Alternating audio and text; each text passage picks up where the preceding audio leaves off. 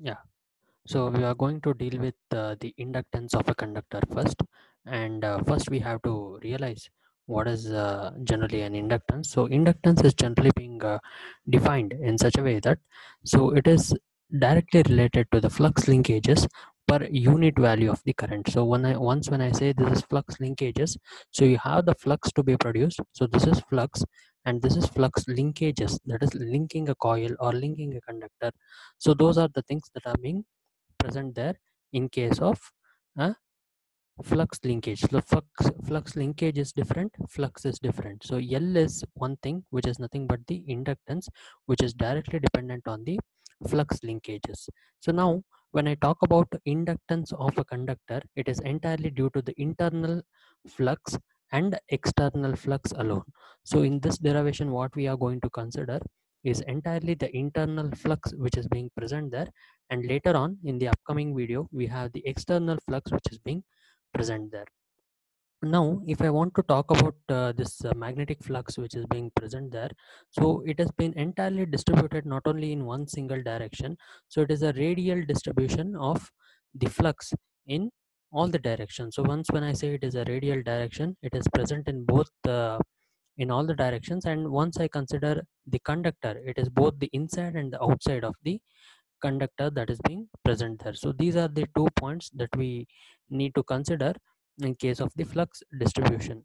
So now if I want to talk about the inductance of a conductor due to the internal flux alone, so I can have a single conductor which is being present there, and I have the from the center I have the radius of the conductor which is being present, and this is the point where we generally take x as a distance. And this distance, what is that is being present there, it is a small quantity which is generally called as dx. Okay, so this point what I generally take is generally x distance, which is being present there. So it is not exactly equal to radius. So it is the distance that is being present there from the center to any point on the conductor less than the radius. So once I take this radius, I have a small area ds which is to be created there. So this length is called as dx. So this is the length which is being related, and the area or the surface, that surface, small surface area that is being related, is called as ds. So this is the flow of current in a conductor that is being present there. So this is a conductor, and the current flowing through the conductor is taken as I amperes. So that's what it's been written here.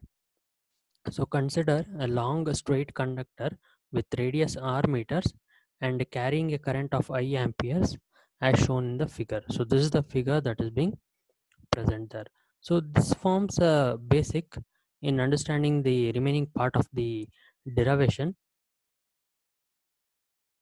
So the magnetic field which has been established due to this current, so these are the flux lines which will change inside the conductors, so which will contribute to the induced voltage. So and it will directly relate it to the inductance that is being present there.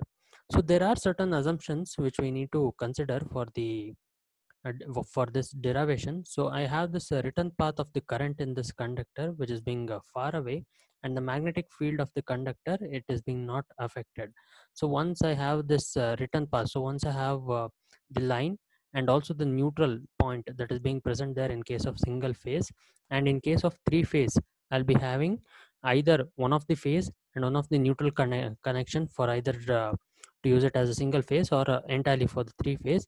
So it is generally the return path of the current in this conductor is far away, and the magnetic field of the conductor is being not affected. So that is one thing that uh, we have to understand from this. So the value of the internal flux alone is being given by the ratio I just told you, the flux linkages, and taking into account of the fact that each internal flux links only a fraction of the total current.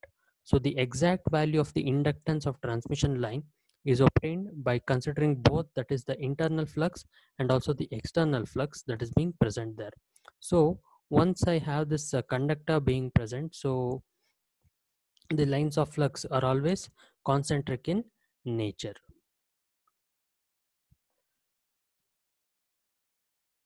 So next, moving on to the next one. So I have this MMF, which is the magnetomotive force in ampere turns around a closed path, is equal to the current in amperes enclosed by the path, and thus we can have magnetomotive force. This is the closed integral that is being present there. So H is the magnetic field intensity and ds is the small surface area. So once I integrate all these things over a closed surface area, magnetomotive force is generally being given by the H, which is nothing but H is the magnetic field intensity. So once I integrate everything, so I'll be getting the main value of the current which is being flowing in the conductor. So H is the magnetic field intensity which is being present in ampere turns per meter. So this is what it is being present there. So moving on, so I need to analyze this magnetic field intensity at a point x meters. So if you go back and see the diagram, so this was the diagram, so this was the radius which is to be considered, and this was any point which is being present there on the conductor, that is the surface of the which is being present there at x meters from the center of the conductor. So it will also have some magnetic field intensity which is being termed as hx. So this is constant at all points as field is symmetrical. So once I have this hx, so this is said to be a constant one. So why we generally go for it is we say that it is a symmetrical. So in all the directions, any point if you take it, so it is generally a constant value of the magnetic field intensity that is being present there.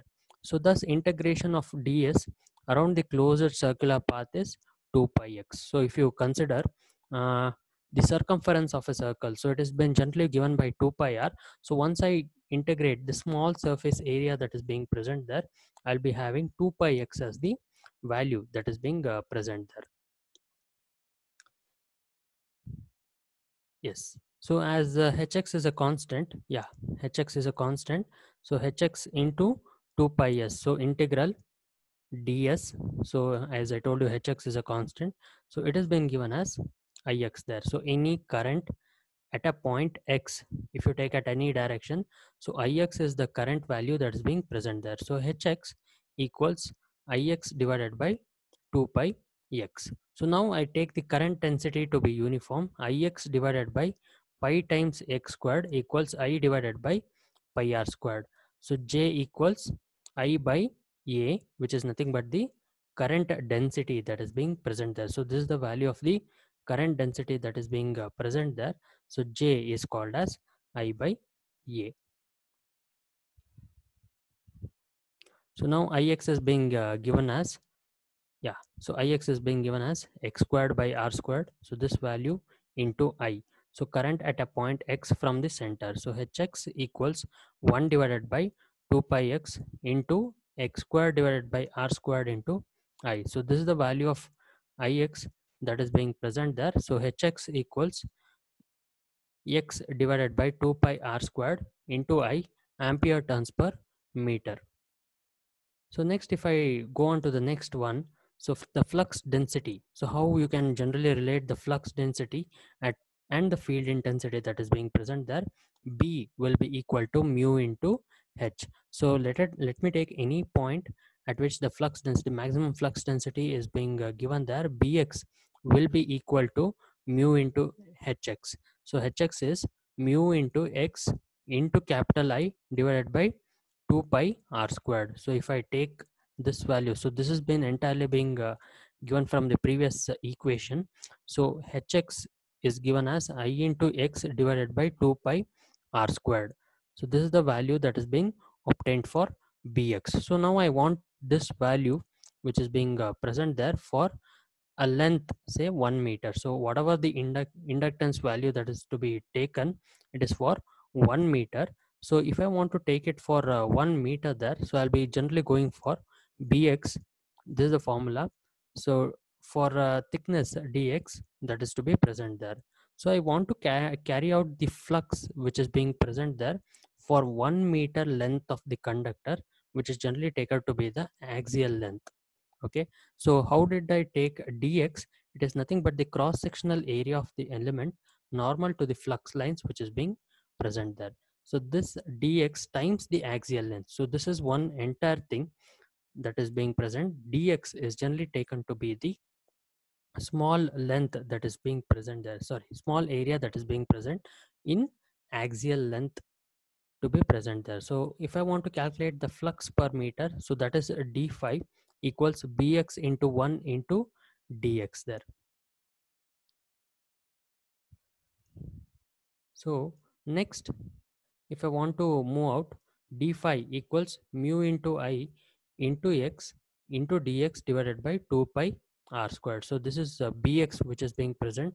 So bx will be given as mu into I into x divided by 2 pi r squared. So this is d phi which is being present. So moving on to the next one. So I have the flux which links with the current Ix there. So flux with links the current Ix, hence the flux linkage. So flux is this one, which is d phi, small amount d phi. Yeah, let me write it properly. And this is the flux linkage. So hope you see the terms there. So d phi equals x squared divided by r squared into d phi there. So x squared divided by r squared.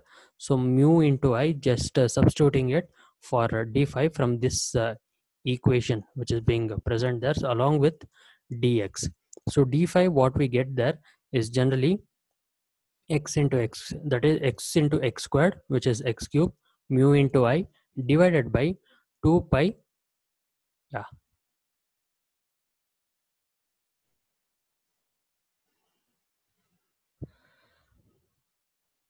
yeah. So d phi equals x squared into x into mu into I divided by 2 pi r power 4. So mu into I x cube dx divided by 2 pi r power 4. So now if I want to find out the total flux linkage that is being present there, so I'll be integrating it from the center point, that is where you generally have a conductor, and till the radius of the conductor that is being present there. So to find the total internal flux or the total flux linkage inside the conductor, we have to carry out the integration from the center of the conductor to the outside edge. So this is the center of the conductor, say 0, and to the outside edge, which is small r. So 0 to small r d phi, which is being present there. And later on, if I take the integral, so mu into x cube into I divided by 2 pi r power 4. So mu into I divided by 8 pi. Yeah, so that would be Weber turn per meter. So this, moving on to the next one, I need to find out this value of permeability that is being present there.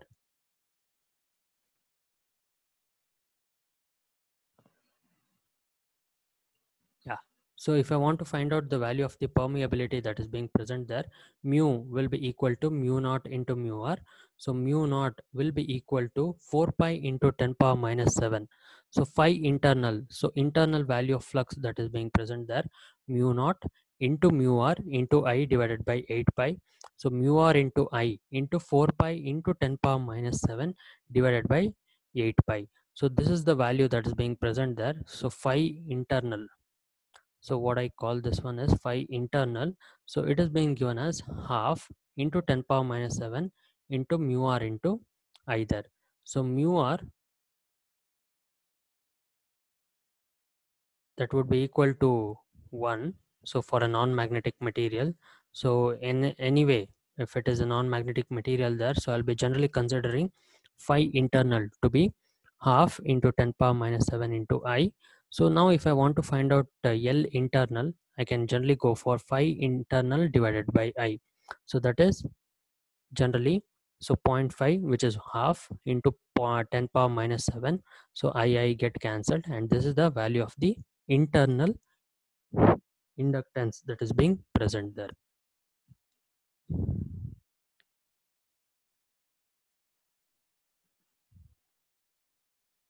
So no, so we can generally note that I'll be having the inductance per unit length of a round conductor due to flux linkage or flux that is being present there inside the conductor is taken as inductance for our convenience and simplicity.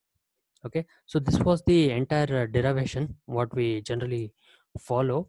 So where we generally started with the radius d phi.